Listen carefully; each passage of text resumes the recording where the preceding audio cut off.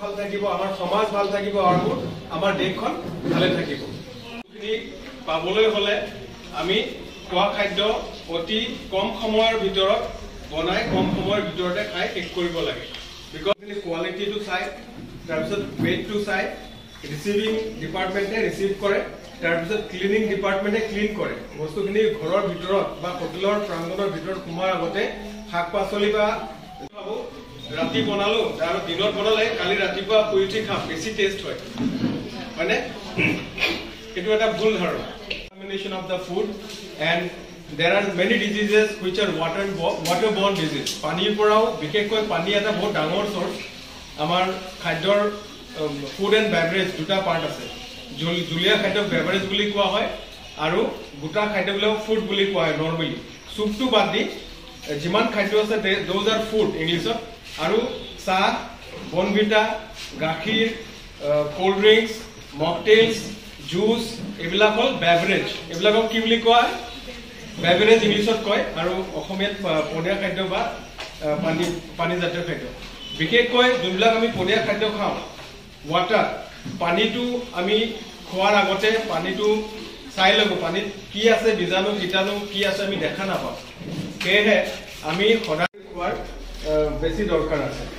যি কি নহওক এই বস্তুখিনি আমি সকলোৱে জানো, কিন্তু আমি জনাৰ স্বত্তেও আমি কেতিয়াবা ধ্যান নিদিওঁ। আমি ভাবো যে হ'ব দে, কৈহে আছে, আমাৰচোন একোৱে হোৱা নাই, আমাৰ বেমাৰ হোৱাই নাই, আমিতো ঠিক ঠাক আছো, আমি চলি আছো। আপোনালোক যে শকত হৈ যায়, আপোনালোকৰ ইমিউনিটি শক্তি কমি যায়, মাজে মাজে দুৰ্বল লাগে, প্ৰেছাৰটো বাঢ়ি যায়, দৌৰিব নোৱাৰে, এই বস্তুবিলাক বিশেষকৈ খোৱাৰ লগত সম্পৰ্ক আছে। ভাল থাকিব, আমাৰ সমাজ ভাল থাকিব আৰু আমাৰ দেশখন ভালে থাকিব। এই কৈ মোৰ বক্তব্য আজি মই ইমানতে সামৰি মাৰিলো। ধন্যবাদ।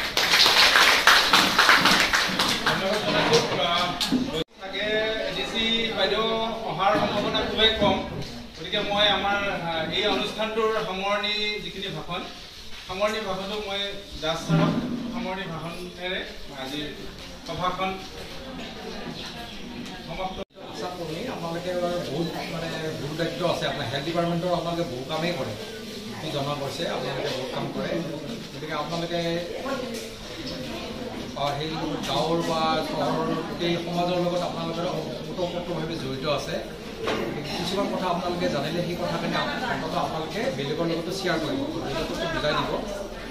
আপোনালোকে যিখিনি কথা ইয়াত জানিলে সেই কথাখিনি আপোনালোকে যাতে আপোনালোকৰ মাজত নাৰাখি আপুনি 2-4জনক যদি কয়, তেনে কথাবিলাক অলপ স্প্ৰেড হয়, তেওঁলোকেও জানিব স্বাস্থ্য সম্পৰ্কীয়, কেনেকৈ আমি খাদ্যটো খাব লাগে।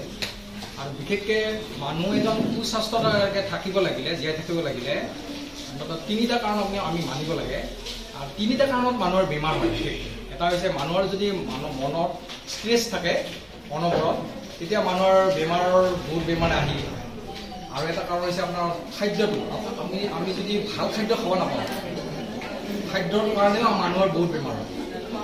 আৰু তৃতীয়তে হৈছে আমি যদি শাৰীৰিক চৰ্চা নকৰোঁ, আমি যদি অকল খাদ্যটো ভাল বুলি খাই থাকোঁ, শাৰীৰিক চৰ্চা নকৰোঁ, তেতিয়াও মানুহৰ বেমাৰ হয়। গতিকে আমি এই 3টা কাৰণত আমি অতি গুৰুত্ব দিব লাগে। প্ৰত্যেকজন মানুহে অন্ততঃ অলপ সময় হ'লে ব্যায়াম কৰিব লাগে। আৰু আমি যিটো খাদ্য খাম সেইটো খাদ্য অন্ততঃ আমি ভাল খাদ্য খাইছোঁ নে নাই এইটো চাই ল'ব লাগে।